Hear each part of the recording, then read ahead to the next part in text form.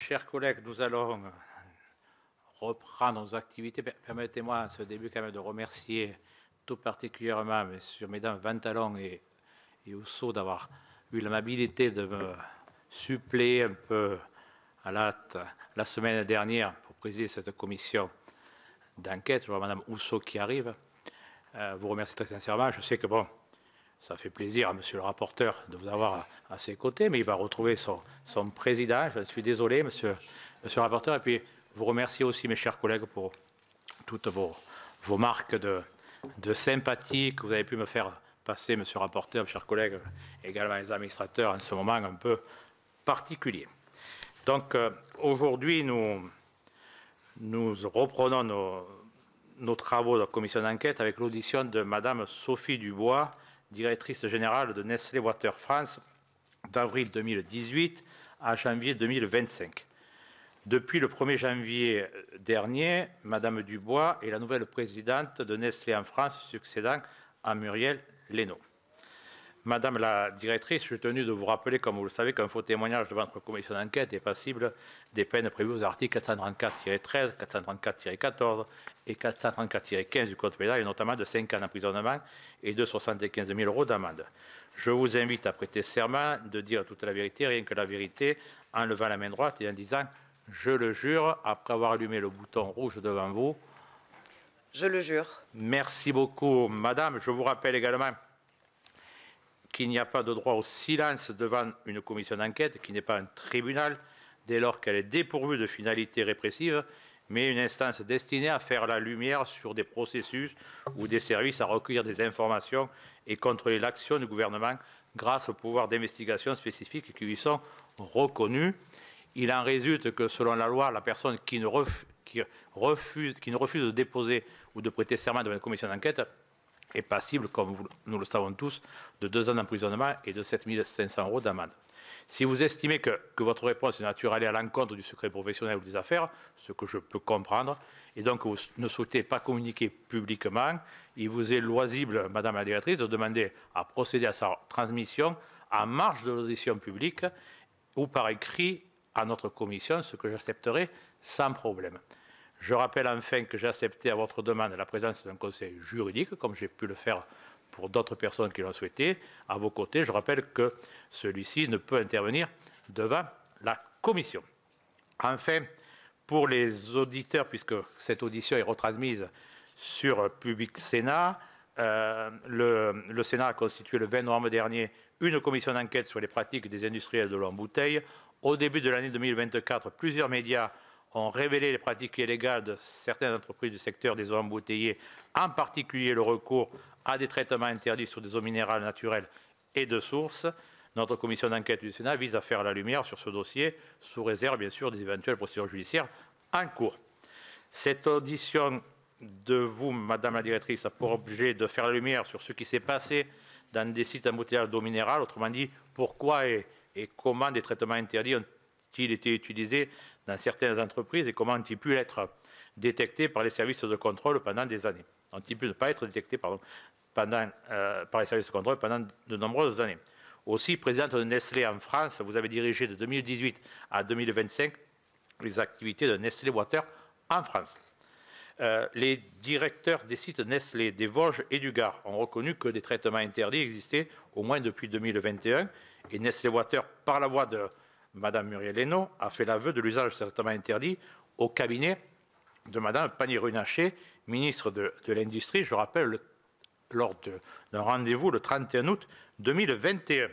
Votre déposition est donc cruciale dans cette affaire.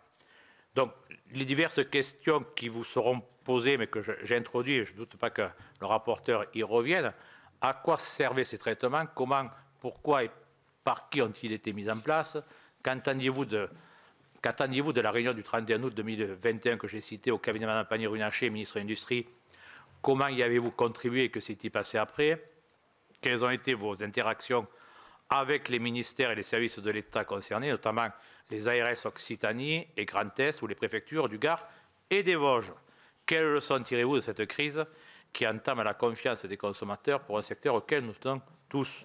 Voici quelques thèmes sur lesquels notre rapporteur va vous interroger. Nous vous proposons de dérouler cette audition en 3 temps. vous présenter succinctement vos réflexions dans les propos préliminaires, une vingtaine de minutes. Puis après, monsieur le rapporteur vous posera les questions qu'il souhaite. Et puis, bien sûr, nous donnerons la parole à nos collègues présents. Et permettez-moi juste, puisqu'elle n'était pas là lorsque je l'ai dit, à bien remercier Madame Housseau d'avoir eu l'amabilité de me remplacer au pied levé la semaine dernière. Ma chère collègue également, de votre marque de sympathie à mon égard que j'ai reçue. Et je tenais à vous en remercier personnellement. Voilà, donc Madame Dubois, Madame la directrice générale, vous avez la parole.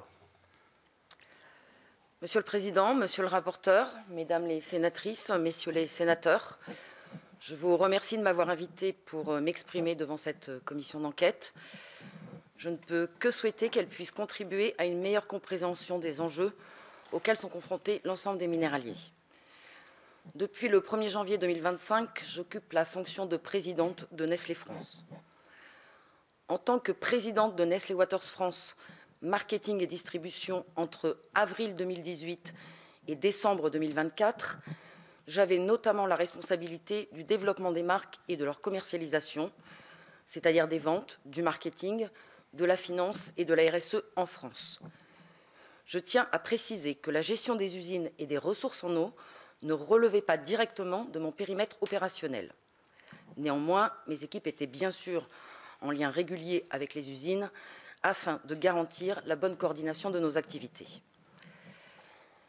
À titre de propos liminaire, je souhaite vous apporter les éléments de contexte qui me semblent essentiels pour mieux comprendre notre activité et l'environnement dans lequel elle s'inscrit.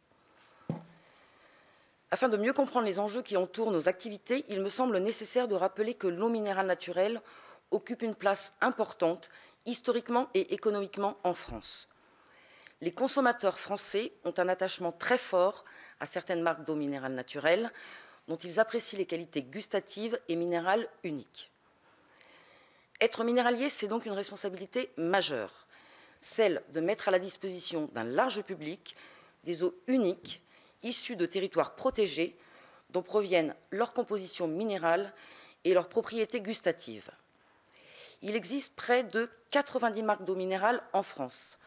Chaque source est unique, ses caractéristiques étant étroitement liées à son territoire d'origine.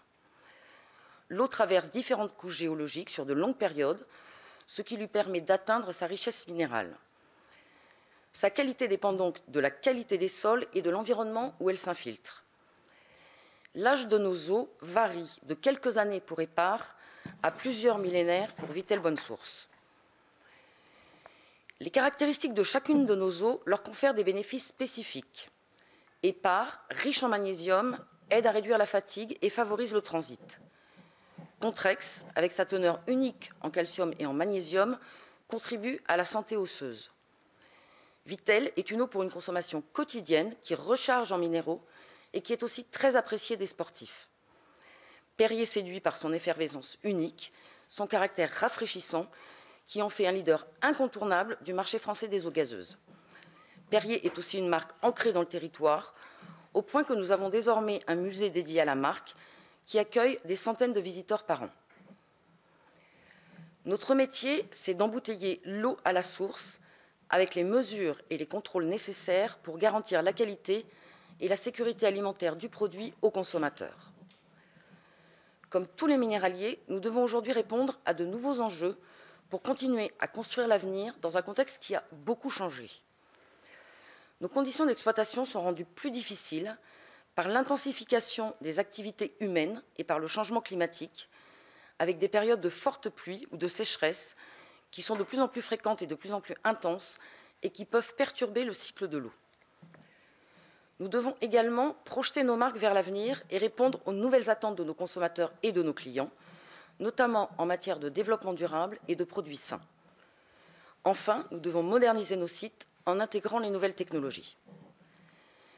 Alors concrètement, comment intégrons-nous ces enjeux sur le terrain tout en continuant, bien sûr, à assurer la sécurité alimentaire en toutes circonstances? Tout d'abord, l'ensemble de nos processus de production ont été revus, avec notamment un enjeu de mise en conformité.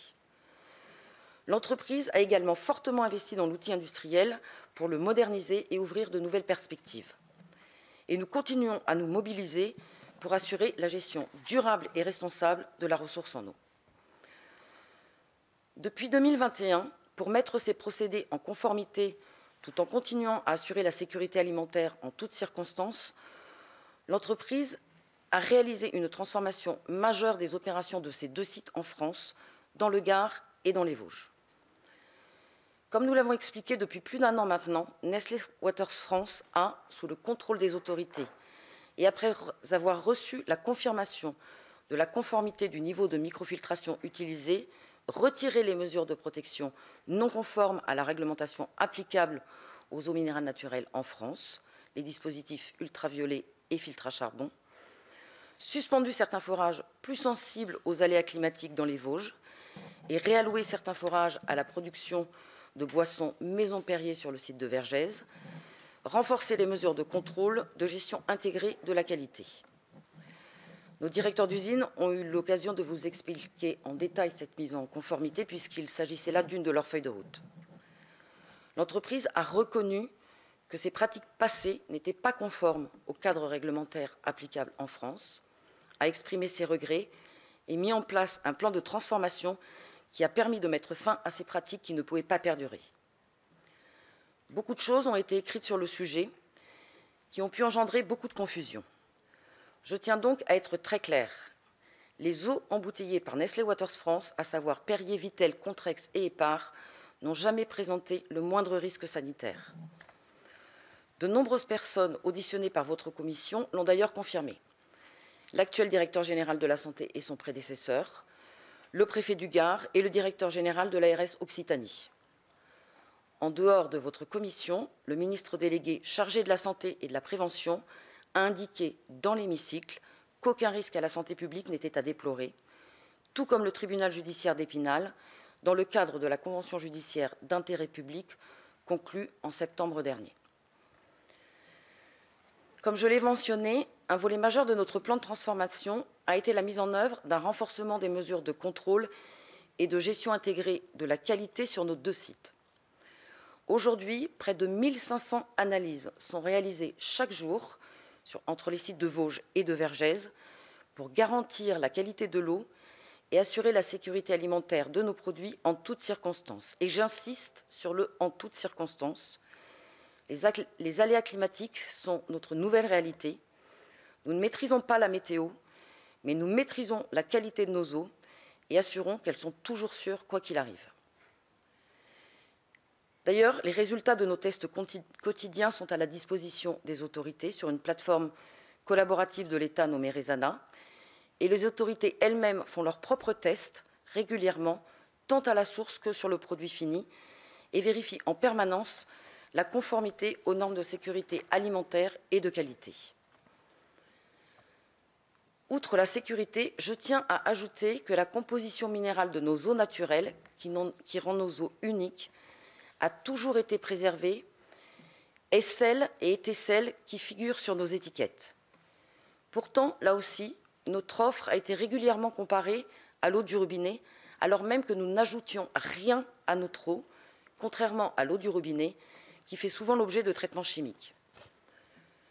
D'une manière plus générale, et je le regrette, certains médias ont déroulé un feuilleton anxiogène. Dans ce contexte, nous avons eu du mal à faire entendre notre point de vue, alors qu'aujourd'hui, toutes les opérations de Nestlé Waters sont conformes au cadre réglementaire applicable en France et toutes nos procédures de qualité sont adaptées pour nous permettre de faire face aux aléas climatiques en toutes circonstances. Pour permettre la pérennité de nos activités et de nos marques, nous devons agir de manière proactive pour protéger les ressources en adoptant des pratiques durables pour faire face au changement climatique, mais également à l'urbanisation, aux activités industrielles et aux pratiques agricoles qui peuvent se développer autour de nos sites.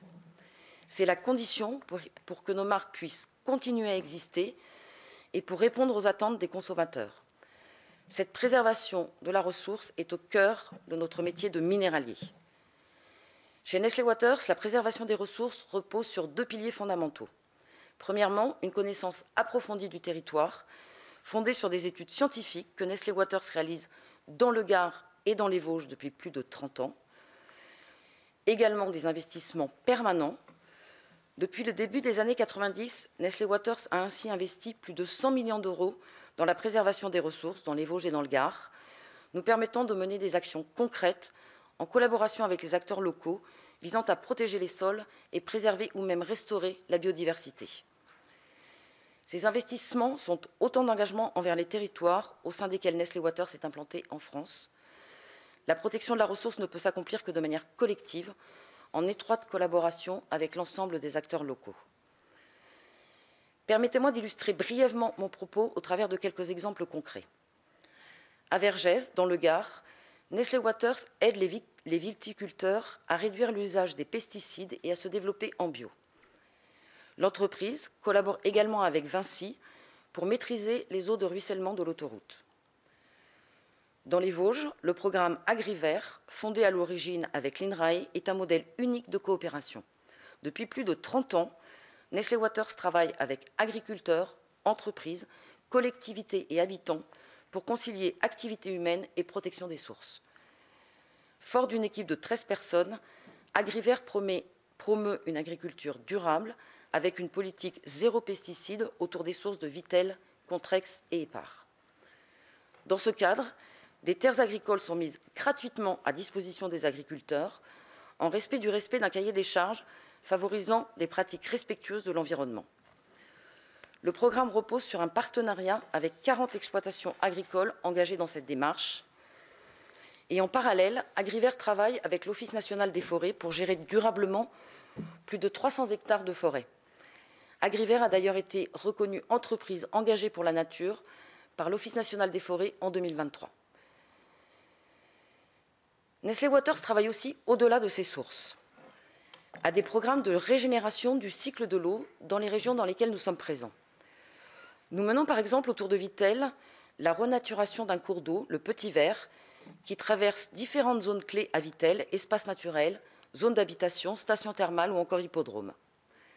À Vergès, un plan ambitieux de restauration écologique est également en cours.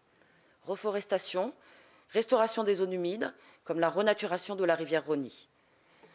L'objectif de ces programmes, restaurer le régime naturel des cours d'eau pour limiter l'érosion et protéger l'habitat aquatique. Les berges sont revégétalisées pour renforcer les écosystèmes et la biodiversité. En un mot, ces projets redonnent vie au cycle local de l'eau. La protection de la ressource et de l'environnement ne peut être gérée seule. Elle nécessite une collaboration avec l'ensemble des acteurs du territoire. D'ailleurs, à cette fin, et dans le cadre de mes fonctions, j'ai été amenée à échanger régulièrement avec les élus locaux des communes sur lesquelles nous sommes implantés, ainsi que les préfets, notamment sur les enjeux économiques de nos sites et de leur territoire, comme l'ont expliqué ici devant vous les maires de Contrexéville, Vittel et Vergès le 30 janvier dernier. Enfin, tout notre effort de ces dernières années, dans le cadre du plan de transformation et au-delà, s'inscrit dans une vision d'avenir pour nos marques, qui anticipe les attentes des consommateurs et adapte notre offre aux évolutions du marché. En parallèle de l'eau minérale naturelle, le segment des boissons connaît un fort potentiel de croissance. La demande pour les eaux gazeuses aromatisées en France a augmenté de 10% en moyenne chaque année depuis 10 ans. Les consommateurs sont toujours davantage à la recherche de plaisirs sains, tels que les eaux aromatisées ou les cocktails sans alcool. Nous avons intégré cette tendance au travers du lancement de la gamme Maison Perrier, une gamme de boissons qui regroupe des eaux gazeuses aromatisées, des boissons à base de jus de fruits, des cocktails sans alcool et des boissons énergétiques. Cette nouvelle gamme, plus innovante et plus créative, renforce notre positionnement sur ce segment dynamique pour répondre aux nouvelles attentes des consommateurs. Elle nous permet d'offrir une offre commerciale complète aux côtés de notre marque historique. Nous innovons aussi pour permettre à nos marques des Vosges de bénéficier du dynamisme du segment des eaux aromatisées. Nous avons par exemple lancé Vittel Plus, qui est leader du segment des eaux fonctionnelles, Vittel Aromatisé, une gamme de boissons rafraîchissantes avec des ingrédients 100% d'origine naturelle, ou encore cette année Vittel Fruité, une nouvelle gamme à base de jus de fruits. Les nouvelles générations de consommateurs expriment également une attente croissante pour des produits à moindre impact environnemental. Ils souhaitent des produits avec moins d'emballage, innovants et durables. Aujourd'hui, tous nos emballages sont recyclables et nous augmentons année après année la proportion de matières recyclées dans nos emballages. À date, nous utilisons en moyenne 65% de matières recyclées dans les canettes, 50% en moyenne dans les bouteilles en PET et jusqu'à 100% pour la gamme Vitel, hors bouchon et étiquette. Nos bouteilles en verre sont consignées et donc réutilisées pour 90% d'entre elles. Nous réduisons également le poids de nos emballages et avons mis en place le bouchon solidaire. Dans les Vosges, nous avons également créé une ligne dédiée à la production d'un bidon Vitel 6 litres, réduisant de 20% la quantité de plastique utilisée par rapport à une offre 6 fois 1 litre. Notre bidon Vitel 6 litres est également fabriqué à 100% à partir de matières recyclées. Toutes ces actions nous permettent de répondre aux attentes fortes de nos clients et de nos consommateurs et également de réduire nos émissions carbone. Ces évolutions illustrent notre capacité à innover et à anticiper les attentes des consommateurs. Elles s'inscrivent dans une démarche globale qui vise à conjuguer performance économique et responsabilité environnementale. En conclusion, Nestlé Waters a fait face à une couverture médiatique intense, mettant en cause l'intégrité de ses équipes à travers des approximations et même parfois des contre-vérités, alors même que ce sont elles qui ont fait tout le travail pour assurer la mise en conformité, en assurant les conséquences sur l'activité et la réputation. Ce qui est dit et commenté dans les médias relève de pratiques passées. Ce traitement médiatique a été éprouvant pour nous tous, que ce soit dans le Gard, dans les Vosges, au siège ou dans les forces de vente. Pourtant, les équipes sont restées totalement mobilisées et je les en remercie ici encore. Leur engagement ne faiblit pas, car au-delà de leur travail, ils portent une fierté sincère pour ces marques emblématiques qui font partie de l'histoire et du quotidien des Français. Cet attachement dépasse d'ailleurs l'entreprise. Il est partagé par les habitants du Gard et des Vosges, pour qui ces eaux sont un patrimoine autant qu'un savoir-faire. Enfin, avant de répondre à vos questions, je souhaite, à l'instar de mes collègues qui se sont exprimés ici, rappeler qu'une procédure pénale est en cours concernant des faits sur lesquels votre commission mène également des travaux. Dans ce contexte, et avec tout le respect que je dois à votre commission, si certaines de vos questions portent sur des éléments relevant de cette procédure, je ne serai pas en mesure d'y répondre. Je vous remercie pour votre attention et me tiens à votre disposition pour répondre à vos questions. Je vous remercie, Madame la Directrice, pour vos propos.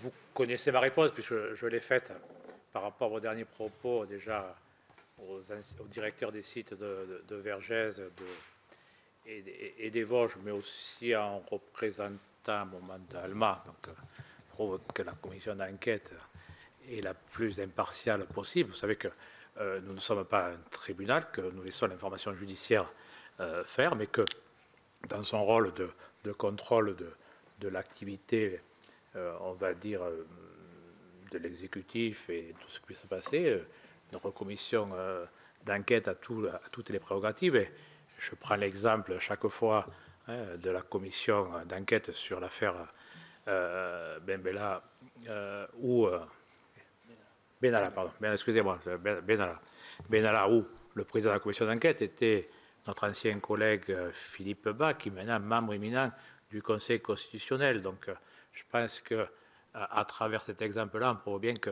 nous respectons les diverses fonctions. On a beaucoup de respect pour la fonction exécutive, pour la fonction judiciaire, et que les deux ont également du respect pour la fonction législative. Ça s'appelle tout simplement notre Constitution, et je pense que Philippe Bas est le meilleur représentant, et lorsqu'il a présidé cette commission d'enquête, il a bien prouvé qu'on pouvait engager. Moi, je vous fais confiance, et on a vu vos collègues également. Donc voilà, vous rappelez, je vous fais confiance, Madame la Directrice, pour répondre aux questions que Monsieur le rapporteur va vous poser, et j'y laisse immédiatement la parole. Merci, Monsieur le Président. Très heureux de vous retrouver. Merci, Madame Dubois, pour ces premiers éléments. Peut-être qui suscitent une réaction de ma part. Vous avez eu des mois assez durs pour la presse et les médias. Moi, je dis aussi que le fait que le consommateur a été informé vient du fait qu'il y a eu des enquêtes journalistiques qui ont été faites, qui ont révélé une fraude d'un montant qui est, selon le SNE, Service National d'Enquête, de l'ordre de 3 milliards d'euros, et que par conséquent, moi, je salue le travail qui a pu être fait par les différents journalistes. Vous dire aussi sur la question de la préservation de la ressource, que nous avons prévu d'auditionner dans cette commission Agriver, la filière que vous évoquiez, et que donc il y a aussi la volonté de comprendre ce que vous mettez en place en termes de protection de la ressource de la part de cette commission.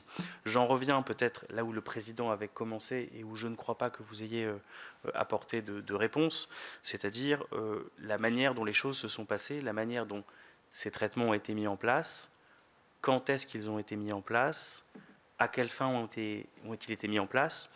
On voit qu'ils sont en place sur, à notre connaissance, tous les sites français de Nestlé Waters. Par conséquent, il y a une dimension systémique. Donc, à quel niveau la décision a été prise. Voilà les informations dont nous aimerions connaître pour comprendre l'ampleur aussi de ce qui a pu se passer chez Nestlé. Nous entendons qu'il y a un travail qui a été effectué depuis, mais peut-être avoir des éléments pour comprendre ce qui s'est passé, pour que les consommateurs puissent, et les Français puissent aussi le savoir. Alors, les traitements non conformes. Donc l'entreprise a reconnu avoir utilisé des traitements non conformes par le passé. C'est une situation qui est héritée du passé et je ne sais pas depuis quand date cette situation. On l'a reconnu publiquement. On est allé voir proactivement les autorités pour leur exposer la situation. L'entreprise a exprimé ses regrets et a mis en place le plan de transformation qui mettait fin à ces pratiques qui, en effet, ne pouvaient pas perdurer. D'accord. Alors, quand vous dites que c'était des pratiques qui étaient dans le passé, vous arrivez chez Nestlé en tant que directrice générale en avril 2018, me semble-t-il. Donc, vous voulez dire qu'elles étaient antérieures à votre arrivée chez Nestlé ? Je ne sais pas depuis quand dataient ces pratiques. Ce que je peux vous dire, c'est que je n'étais pas au courant de ces pratiques quand je suis arrivée à la présidence de Nestlé Waters Marketing Distribution en avril 2018. Mais avait-elle déjà cours ? Nous avons reconnu publiquement qu'on avait utilisé ces traitements non conformes. Je vous dis simplement que c'est une situation héritée du passé. Je ne sais pas depuis quand elle date. Et je n'étais pas au courant à mon arrivée chez Nestlé Waters en 2018. Juste une précision, madame, pour bien expliquer, notamment par rapport à nos auditeurs, par rapport à nos collègues. Donc, vous êtes en fonction d'avril 2018 à janvier 2025. Vous m'arrêtez si je me trompe dans les dates. Hein. C'est bien ça. Au mois d'août, le 31 août 2021, Nestlé rencontre donc la ministre Pannier-Runacher, donc son cabinet. Donc vous étiez bien en fonction en tant que directrice générale de Nestlé Waters France à ce moment-là. Moi, la question, c'est de savoir par rapport à la question de monsieur le rapporteur, même si on ne va pas remonter aux calanques grecs, hein, mais ma question est simple, à quel moment avez-vous eu connaissance de ces traitements illégaux? Puisque moi, vous avez vu puisque vous les reconnaissez et vous faites part, et c'est tout à votre honneur, que vous avez mis en place Nestlé, tant sur le site de Vergès que sur un plan de modernisation du site. Donc, ma question est simple pour aller dans le sens de monsieur le rapporteur. À quel moment, puisque quand même vous êtes en responsabilité NSC, à quel moment avez-vous connaissance de ces traitements illégaux? Si vous pouvez me répondre, madame. J'ai été informée de ces traitements illégaux à l'été 2021. Concomitant, enfin, quelques jours avant, enfin, en même temps, on va dire, que du rendez-vous au cabinet de la ministre, en gros. D'accord. Précisément lorsqu'il a été décidé de mettre en place un plan de transformation pour mettre fin à ces pratiques passées. D'accord. Je vous donne la parole, monsieur. Merci, Monsieur le Président. Alors, pour comprendre, donc, vous êtes directrice d'un groupe, enfin d'une société. Vous apprenez qu'il y a des pratiques illégales qui mettent gravement en danger la société. C'est quand même un fait établi. Et vous ne cherchez pas à savoir depuis quand ces pratiques ont cours. Vous ne diligentez pas en interne des choses pour savoir les raisons qui ont conduit à l'utilisation de ces pratiques. Enfin, est-ce que vous lancez des choses pour dater les événements? Est-ce que vous arrivez à comprendre qui est au courant, qui n'était pas au courant? Parce que moi, honnêtement, je serais président d'un groupe et j'apprendrais qu'on m'a caché de telles pratiques. J'en serais quand même plus que troublé. Je me sentirais trahi. Est-ce qu'il y a quand même un travail qui est fait par vous à ce moment-là pour connaître d'où vient, voilà, de quand date la fraude, ou juste vous laissez les choses passer? Alors, Plusieurs choses. D'abord, je rappelle que je n'étais pas en charge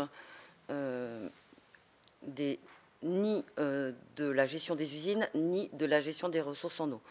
Mon périmètre de responsabilité était sur le développement des marques et la commercialisation. J'étais présidente d'une entité juridique qui s'appelle Nestlé Waters, marketing et distribution. Ensuite, en effet, j'ai été mise au courant en 2021.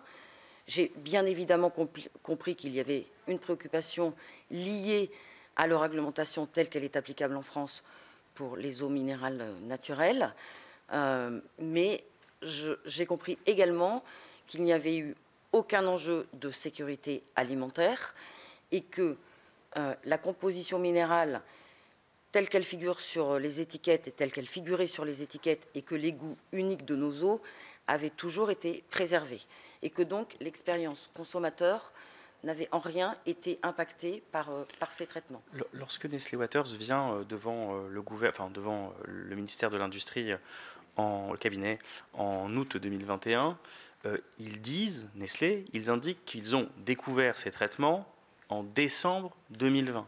Et vous-même, vous nous dites à un instant que vous, présidente de la société qui porte ce nom, l'avez découvert en août 2021. C'est-à-dire que ce qui a été découvert en décembre a d'abord été, ça vous a pas du tout été remonté pendant 8 mois, ce que je comprends, et que vous l'avez découvert finalement au même temps qu'il y avait ce rendez-vous. Vous me confirmez ça?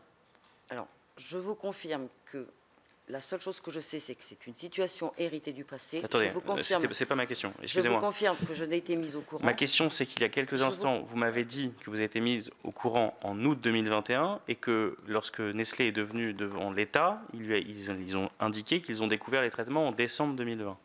Alors, je vous confirme que j'ai été mise au courant à l'été 2021, fin juillet, début août, je ne sais plus très précisément, que je n'étais pas présente à ces réunions avec les autorités nationales et encore une fois que j'étais en charge des stratégies marketing et commerciales, que je n'étais pas en charge de l'activité industrielle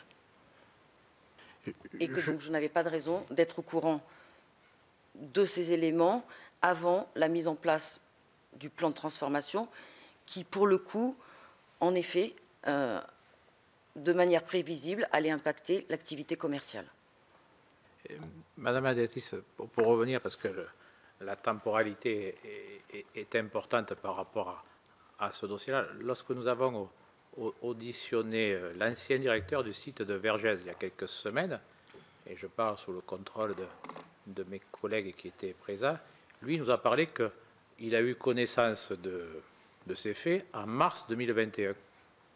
Moi, ma question est simple. Bon, il était directeur de site, il a dû bien informer quand même de sa direction générale. Comment se fait-il que de mars 2021 jusqu'à l'été, alors l'été, on va partir, c'est du 21 juin jusqu'au 21 septembre, donc c'est large, on va dire, donc de cette période-là, vous n'avez pas eu, vous, l'information.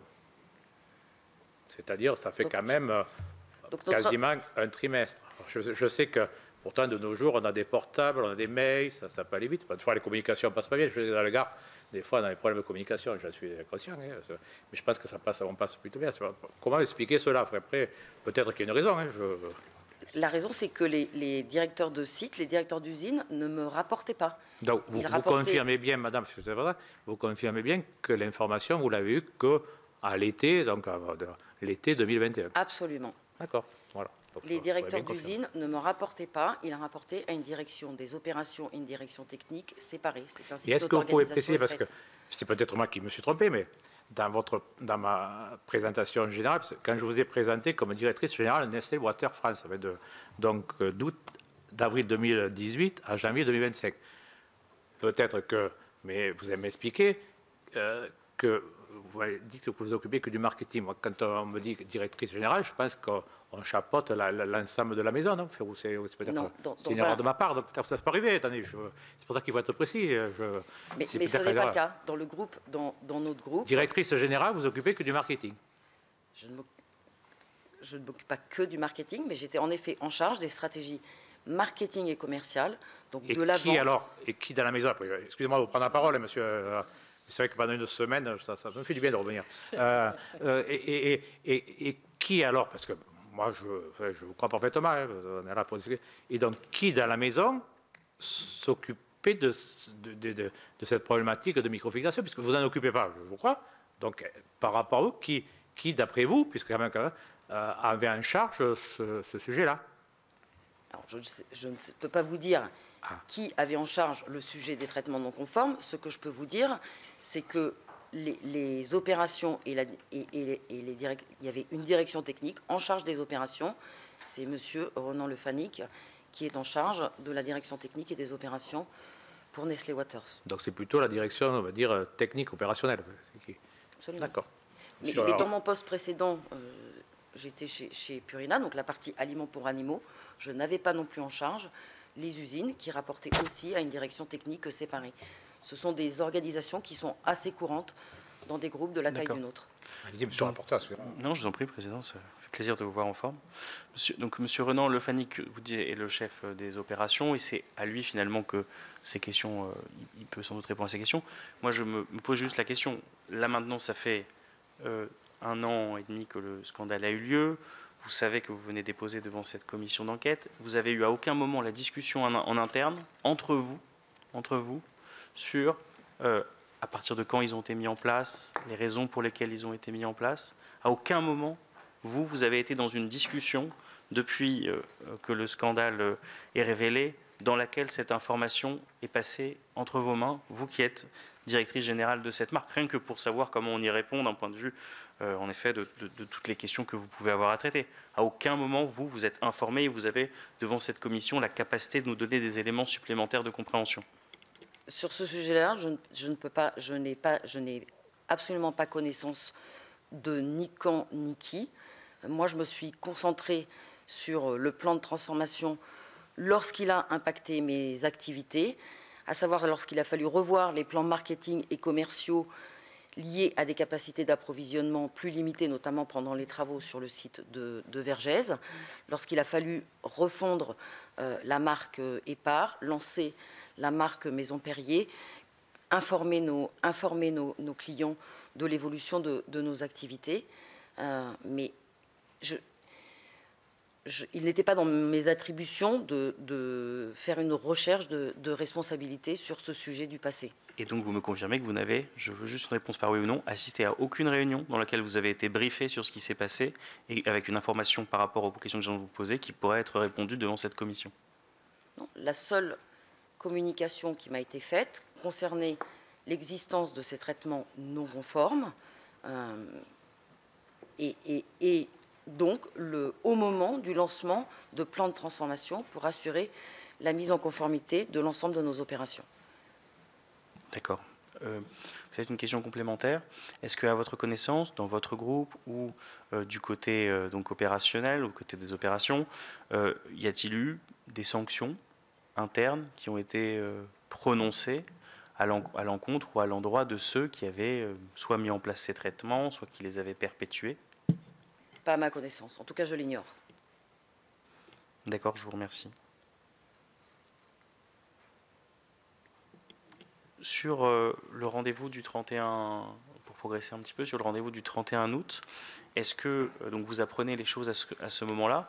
Vous n'êtes pas dans la réunion, c'est ce que vous nous avez dit tout à l'heure. Est-ce que vous êtes associé d'une manière ou d'une autre à la préparation de cette réunion? Absolument pas. D'accord. D'accord. Bon, bah, si vous voulez, moi, le sujet, c'est que j'ai beaucoup de questions à vous poser sur des questions opérationnelles, mais visiblement, sur l'ensemble des questions opérationnelles, sur la question de forage, sur la manière dont les choses se sont passées, sur pourquoi les forages ont été fermés, est-ce que vous allez à chaque fois me dire que vous ne savez pas et que vous n'êtes pas au courant et qu'il faut en rapporter à la direction des affaires opérationnelles? Dans la mesure de mes connaissances, je répondrai à vos questions, mais en effet, les questions techniques ou scientifiques n'étaient pas de mon périmètre de responsabilité. D'accord. Et donc j'ai des connaissances limitées en la matière. Je ne suis pas forcément la meilleure personne si les questions sont très techniques ou industrielles. D'accord. Et de la même manière, sur les questions de microfiltration, est-ce que c'est quelque chose qui était dans votre périmètre ou qui n'était pas dans votre périmètre? Les questions industrielles n'étaient pas dans mon périmètre. D'accord. Moi, Monsieur le Président, terminé dans ces conditions, j'ai pour l'instant terminé. Peut-être une question, je crois qu'à Mme Gu, et peut-être d'autres collègues, vous dites que vous n'êtes pas préparé avant, mais vous n'avez peut-être pas répondu à Monsieur le rapporteur, c'est moi qui ai eu un moment d'égarement. Est-ce qu'après la réunion d'août 2021, vous avez eu un moment, un retour de cette réunion? Non. Quelque chose. Jamais, donc. Ni en amont, ni en aval. D'accord. J'ai vraiment été impliquée quand il a fallu mettre en place le plan de transformation. Encore une fois, quand il a impacté les plans marketing et commerciaux. D'accord. Vous travaillez comme les services... Plutôt sur l'année 2022. Dans votre groupe, vous travaillez un peu comme dans les services de l'État, en silo, donc je ne vous parlez pas. C'est un peu comme ça. Ça fait sourire mes collègues parce qu'ils connaissent bien cela.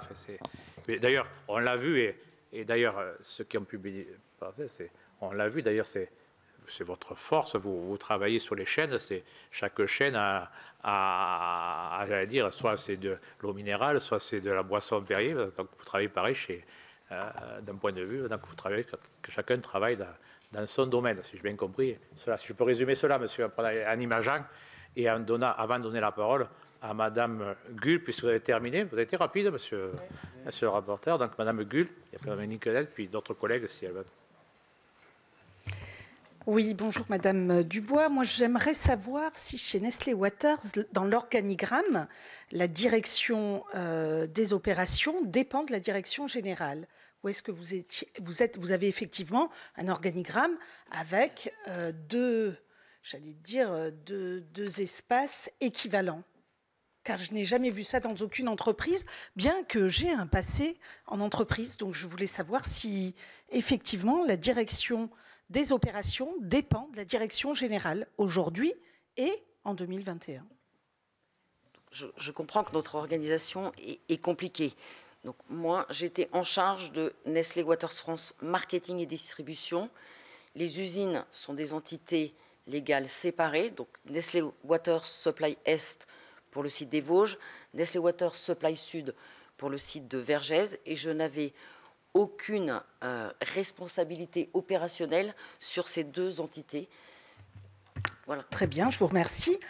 Alors, vous dites que vous étiez donc en charge du marketing. Lorsqu'en 2021, vous vous rendez compte, puisque là, vous en avez été informé, qu'il y a un problème. Vous comprenez très bien à ce moment-là que eau minérale naturelle ne convient pas aux marques que vous commercialisez, puisqu'en fait, vous ne respectez pas. Et là, vous n'êtes pas dans le respect de la réglementation, puisque vous allez même voir le gouvernement en place pour leur dire. Donc, vous convenez qu'à ce moment-là, d'un point de vue marketing, vous avez en charge la communication, parce que moi, j'ai fait des études de marketing. Je me souviens bien qu'il y a un mix marketing et dans lequel on a en charge le produit, la communication, l'étiquetage, etc. Donc là, vous avez en charge l'étiquetage du produit. Ça, c'est dans vos responsabilités. À aucun moment, comment avez-vous donc pris en charge cette responsabilité qui était la vôtre, à savoir que eau minérale naturelle ne convenait pas à l'étiquetage de vos eaux commercialisées par Nestlé Waters sous les marques Vittel, Épar, Contrex et Perrier? Alors, je tiens à redire que la sécurité alimentaire de nos eaux a toujours été garantie. Non. Il s'agit de marketing, pas de sécurité alimentaire. Là, on est en train de parler d'étiquette. Laissez-moi finir sa phrase quand même. Et je voulais dire également... le plus sénatorial possible, s'il vous plaît. Vous savez l'être. Je voulais dire également que le goût unique de nos eaux ainsi que la composition minérale unique a toujours été préservée et que donc l'expérience consommateur n'avait en rien été altérée. Donc, c'est pourquoi également les comparaisons à l'eau du robinet n'ont pas lieu d'être. Nos eaux sont d'origine souterraine, ancrées dans des territoires qui leur confèrent ce goût et cette composition minérale unique, alors que les eaux du robinet peuvent être de diverses origines, sont traitées chimiquement, ne sont pas forcément issues de nappes souterraines. Et donc la comparaison avec nos eaux minérales n'a pas lieu d'être. Très bien. Donc, êtes-vous d'accord sur le fait que vous ne pouviez pas, à ce moment-là, en tant que directrice marketing, continuer à appeler vos eaux minérales naturelles, puisqu'elles n'en avaient pas les caractéristiques, bien que puisées dans les sous-sols, bien que ayant une forme de minéralité, ça personne ne vous le conteste, elles n'avaient pas la pureté originelle nécessaire, puisqu'elles subissaient un certain nombre de filtres non autorisés pour les eaux minérales naturelles. Je ne peux que répéter ce que je viens de dire. Je ne peux pas commenter davantage puisque ces questions font l'objet d'un traitement judiciaire. Je vous remercie. Madame, avant de laisser la parole à mon collègue Rémillet qui l'a demandé, je pense qu'il faut que vous soyez un peu plus explicite dans cet échange. Je vous fais passer un message. Je crois qu'il ne faut pas maintenant trop vous rester par rapport à la procédure judiciaire qui est en cours. Moi, je fais confiance, je ne sais pas ce que ça donnera. Vous savez, des fois, ça peut durer des années et après, comme aurait dit un ancien président, ça peut faire pchit. C'est pas du Perrier, mais c'est une autre boisson. Voilà, donc si je peux me permettre, voilà, parce que je trouve que c'est plus dans l'intérêt général de votre groupe, du Sénat, de la République, qu'on peut avoir un échange. Je crois que là, je peux me permettre, avec toute l'amabilité que je peux avoir, je pense que vous avez plutôt intérêt, Madame la Directrice, à être un peu plus, alors je ne vais pas dire qu'il faut tout dire, hein, je vous laisse, mais être un peu plus prolixe, si je peux me permettre. Et donc, je laisse mon collègue Rémillet vous poser une question. Oui, merci, Président. Vous avez fait état tout à l'heure du montant des investissements qui ont été réalisés depuis 1990. Ma question, il y a deux questions sur cet aspect des montants.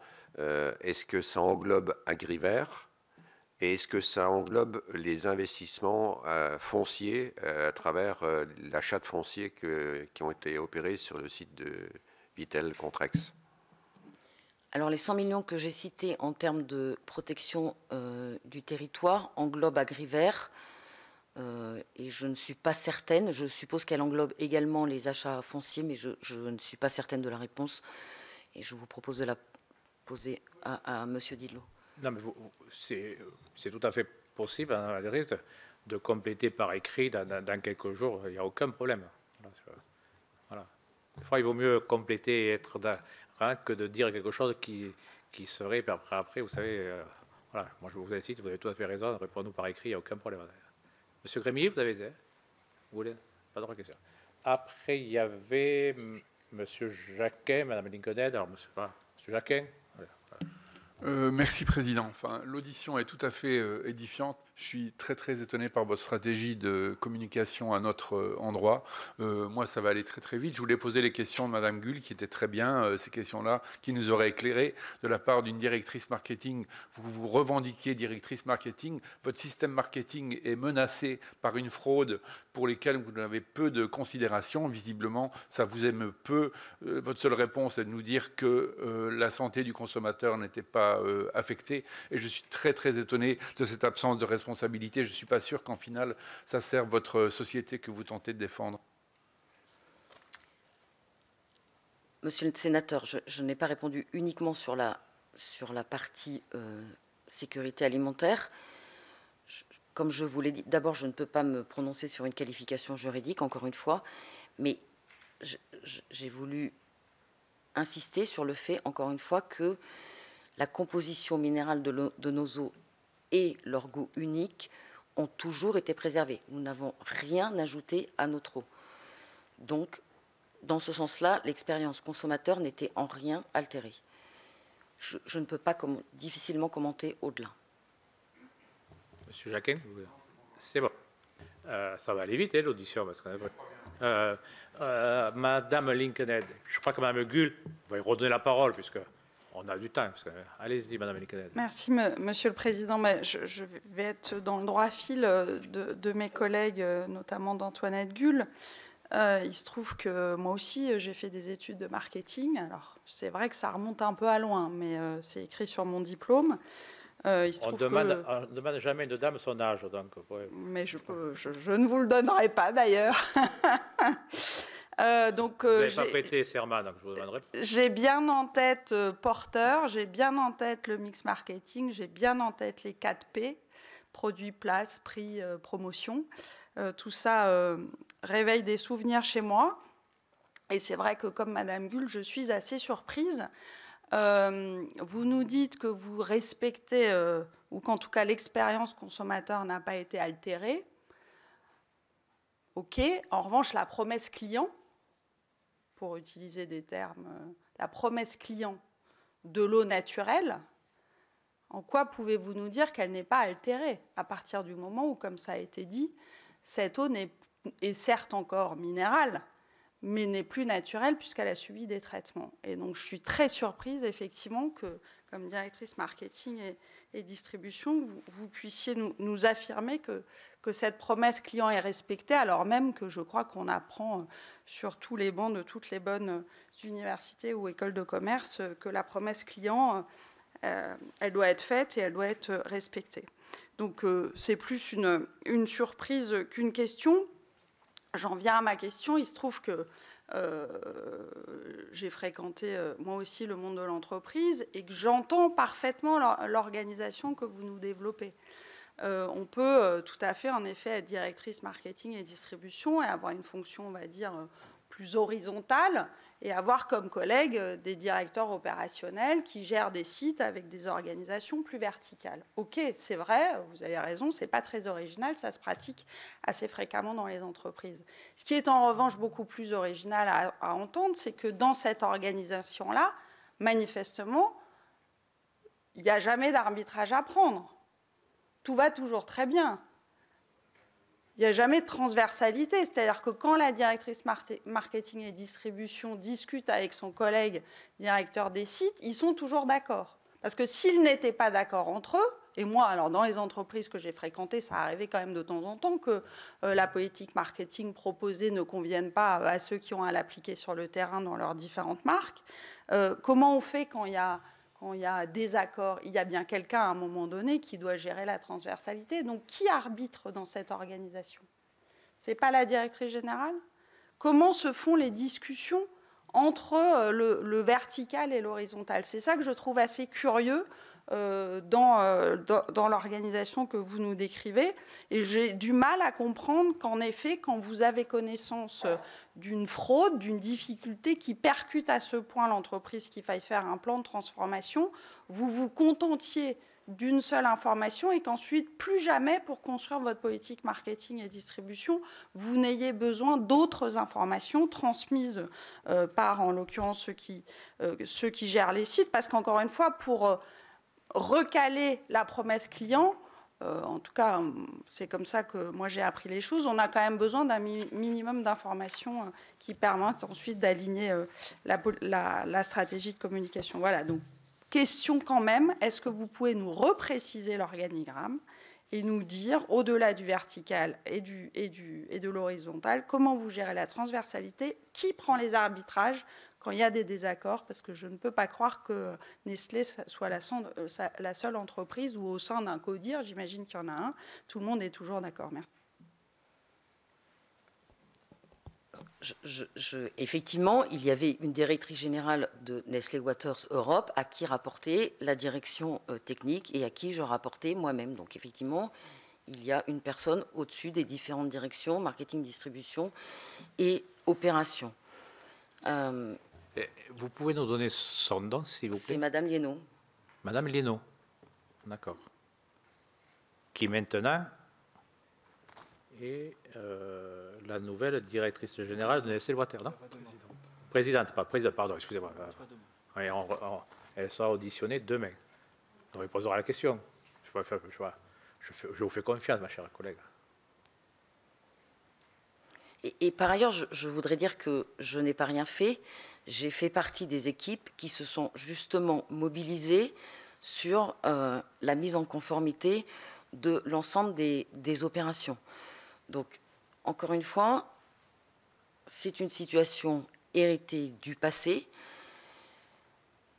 Les équipes en place se sont mobilisées pour assurer la mise en conformité. Attendez, vous dites la mise en conformité des opérations, vous nous disiez que vous n'interveniez jamais sur la question opération. Non, moi je suis intervenue sur la partie du plan de transformation qui me concernait, donc l'adaptation des plans marketing à des capacités d'approvisionnement et commerciaux, à des capacités d'approvisionnement plus limitées, au lancement de la gamme Maison Perrier, comme je l'ai expliqué dans mon propos liminaire, ou à la refonte de la gamme Épar, aux informations aux clients ou aux consommateurs, qui était bien dans mon périmètre de responsabilité. Mais ce que je voudrais dire, c'est que, en effet, ça fait quasiment 4 ans maintenant que l'entreprise a ouvertement reconnu ces traitements non conformes, s'est mobilisée pour mettre fin à ces pratiques, a mis en place le plan de transformation avec courage et détermination. C'est ce qu'ont fait les équipes en place, dont j'ai fait également partie. Alors, je crois qu'il y avait Madame Gull qui voulait reposer une question. Vous avez droit à une question supplémentaire, complémentaire. Pardon ? Répondu sur la promesse client. Le goût unique des eaux, encore une fois, les eaux du robinet peuvent provenir de différents endroits, ont différents goûts, peuvent être traitées chimiquement. Les eaux minérales naturelles proviennent d'une source souterraine, protégée, et sont ancrées dans un territoire qui leur confère un goût et une composition minérale unique. Ce sont ces bénéfices-là qui sont recherchés par les consommateurs, et c'est en cela que je dis que les traitements non conformes n'altéraient en rien l'expérience consommateur. Madame Gull. Oui. Alors moi, j'aimerais vous poser des questions sur Maison Perrier. Donc vous êtes d'accord que Maison Perrier, donc ça c'est vous qui l'avez mis en place puisque vous avez participé au plan de transformation, vous avez donc créé une marque. Ça c'est très marketing. C'est de la distribution, du marketing, c'est dans vos cordes. Donc je voudrais savoir si quand vous avez créé Maison Perrier, vous avez bien créé Maison Perrier parce que l'eau qui est utilisée dans Maison Perrier ne pouvait pas être vendue comme une eau Perrier, une eau minérale Perrier. Êtes-vous d'accord avec ce que je viens de dire ? Alors, le lancement de la gamme Maison Perrier relève d'une approche stratégique qui, comme j'ai essayé de l'expliquer dans mon propos liminaire, qui permettrait de répondre à des nouvelles attentes des consommateurs sur un segment des boissons en plein développement. Le projet de lancement de Maison Perrier était antérieur au plan de transformation. Il a été accéléré durant la mise en place du plan de transformation, et les puits qui ont été alloués à la production de Maison Perrier étaient les puits sur lesquels il était plus difficile de maintenir la stabilité des caractéristiques essentielles de l'eau minérale du fait de leur ancienneté. Bien, donc là, vous êtes d'accord qu'il existe 2 qualités d'eau aujourd'hui. Une eau qui ne peut pas être vendue comme une eau minérale naturelle, dont vous dites du fait de son ancienneté, ou on peut dire une eau qui ne correspond pas aux caractéristiques d'eau minérale naturelle, car elle a besoin d'être traitée, et donc elle ne peut pas être vendue comme une eau Perrier, comme une eau minérale naturelle Perrier. C'est bien ça, on est d'accord. Mais Maison Perrier n'est pas vendue comme une eau minérale naturelle. Parce qu'elle ne peut pas. Maison Perrier est une nouvelle gamme de boissons pour répondre aux nouvelles attentes des consommateurs, qui respectent parfaitement les règles applicables aux boissons, qui relèvent d'une réglementation distincte. Tout à fait. Une offre complémentaire à notre gamme historique d'eau minérale naturelle, qui répond à des besoins complètement différents. À nouveau, pour l'eau minérale naturelle, les bénéfices favorables à la santé liés à la teneur en minéraux. Pour une gamme comme Maison Perrier, des bénéfices liés au plaisir, à de l'hydratation plaisir, mais avec des boissons moins sucrées que ce qu'on peut trouver dans les soft drinks, qui offrent de la variété. Encore une fois, c'est une marque qui regroupe différentes gammes, des boissons sans alcool, des boissons à base de jus, et qui respecte absolument les règles applicables aux boissons, qui, encore une fois, sont une réglementation distincte. Vous avez une dernière ? Oui, j'ai. Dans la largesse. Oui, merci. J'ai une dernière question. Donc, la préfecture a déclassé 2 puits chez Perrier, donc depuis déclassés, c'est-à-dire qu'ils ne pouvaient pas être commercialisés en Perrier eau minérale naturelle, et ce sont ces 2 puits qui sont utilisés dans Maison Perrier. Donc on peut quand même dire, même si ça n'est pas la volonté marketing ou la volonté stratégique de la marque, puisque de toute façon ça fait partie du plan de transformation, on peut dire que Maison Perrier est une réponse au déclassement des puits Perrier eau minérale naturelle, puisque c'est ainsi que c'est inscrit dans le plan de transformation. L'entreprise a décidé d'allouer ces 2 puits plus sensibles aux aléas climatiques à la production de la nouvelle gamme de boissons Maison Perrier qui nous permet d'innover et de répondre aux nouvelles attentes des consommateurs. Bon, Madame Gull a terminé. Monsieur le rapporteur, je crois que vous aviez une ou d'autres questions complémentaires. Sauf si d'autres collègues ont des questions, mais moi, ce n'est pas une question, c'est peut-être une remarque un petit peu finale pour ce qui me concerne. Bien sûr, c'est pour ça, pour ce qui me concerne, Président, j'ai précisé immédiatement. Non, mais pour dire que moi, je trouve la manière dont vous êtes rentré dans cette audition parfaitement déloyale. C'est-à-dire que nous avons eu 20 minutes de réclame, de pages de publicité au début sur Nestlé. Ensuite, vous avez des réponses absolument robotiques à toutes nos questions, tout en nous disant que vous n'avez jamais discuté en interne, ce qui quand même pose d'énormes questions sur la manière dont ce groupe fonctionne. On l'a vu dans d'autres affaires. Tout ça pour dire que, voilà, moi ce que je retiens de cette audition, c'est cela. Il y a une collègue qui a quitté l'audition en me regardant, en levant les yeux, en disant que tout ça, elle trouvait ça absolument déplorable. Je partage ce sentiment et on a l'impression vraiment que dans cette affaire, Nestlé, et dans cette audition, j'espère que les choses seront différentes demain, Nestlé n'a absolument pas joué le jeu. On lit surtout les communiqués de presse que vous êtes en charge, que vous quittez la direction de Nestlé Water France, vous arrivez ici, vous dites que vous n'en savez rien de ce qui se passe dans les usines de cette même maison Nestlé Water France. Évidemment, pour nous, représentation nationale, c'est pas acceptable. Voilà, je voulais vous le dire d'un point de vue final, parce que je trouve que c'est vraiment une audition pour rien. Vous voulez répondre? Quand on ne répond pas, c'est qu'on est d'accord avec ça. Je ne peux pas commenter le terme utilisé. J'essaie de répondre au mieux de mes connaissances, sous serment.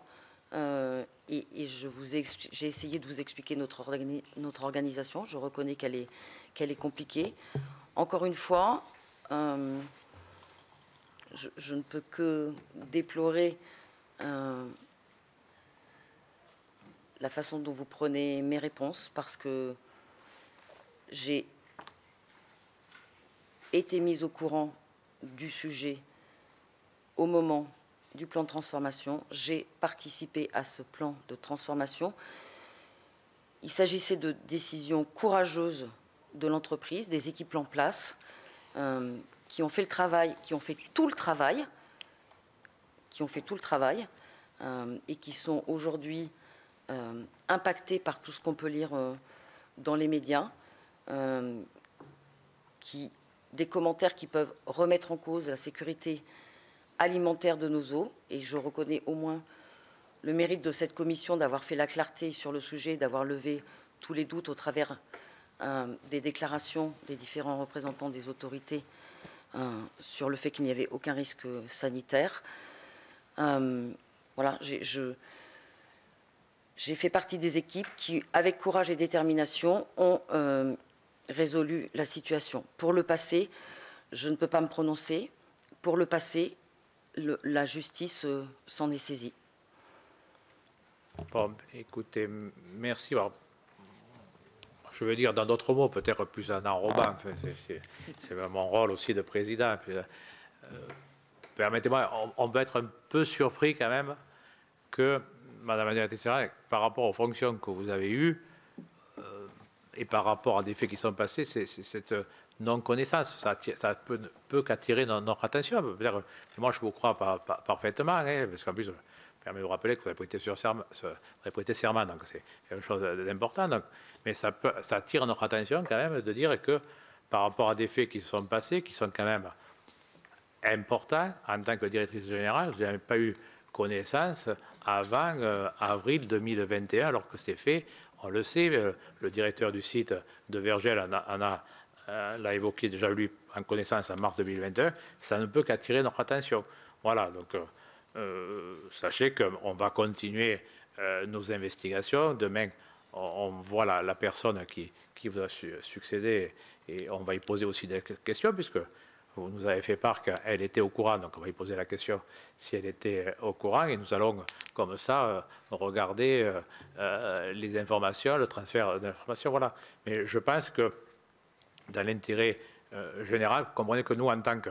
Moi je ne suis pas un spécialiste du marketing, mais je suis qu'un modeste juriste, mais aussi en tant que parlementaire et en tant que président de cette commission d'enquête, puisque on m'en a confié la présidence. Permettez-moi de dire que je suis un peu surpris de voir que quelqu'un qui a des responsabilités importantes chez Nestlé, ça peut dire ma attention, peut-être c'est la réalité, hein, n'ait pas eu quand même connaissance de faits qui se passent. Voilà, ça attire ma attention.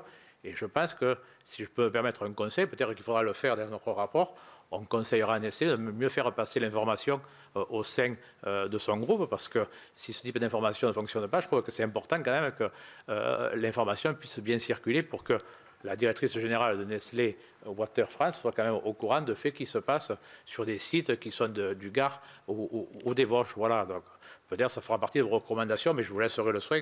Je ne pourrais pas m'immiscer dans vos recommandations, monsieur le rapporteur. Voilà ce que je souhaitais vous dire. Madame la directrice générale, voilà, je suis un peu surpris et j'allais dire, je termine, et un peu déçu. Mais voilà, je pense que je n'ai fait que faire la synthèse la plus sénatoriale de l'ensemble de mes collègues ici présents. Donc je vous remercie.